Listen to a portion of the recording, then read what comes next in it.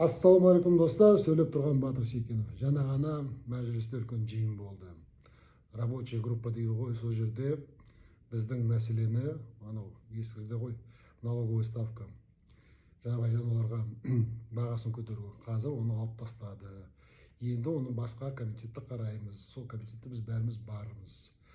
Мен осы жерде мынау видеоны түсіріп отқан себебі осы өзімнің атынан, халықтың атынан, қарапайым халықтың атынан үлкен мың алғыс, рахмет осы біздің депутаттарға. Елнұр Бейсенбаевқа, Нартай Сәрсенғалиевқа, жігіттер сіздерге рахмет, бауырларым. Өте жақсы. Енді міне білесіздер ғой, біздің еліміз, жерімізге бәрі ортақ. Осылай халықпен ақылдасып, халықты тыңдағанымыз үшін. Міне жігіттер, осындай жігіттер парламентте болса, ойлаймын, өзгеріс болады, жеңілдік болады деп. Анау жаңа комитетте айтып отқан ол жерде үлкен мәселелер бар.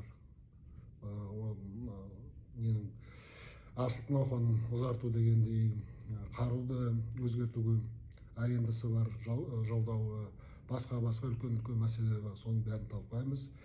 Тағы бір рет айтарым, біздің осы депутаттар, бауырларымыз бізбен бірге тыңдап отыр, ақылдасып отыр. Құдай қаласа, оң нәтиже болады деп ойлаймын. Рахмет, бірге болайық.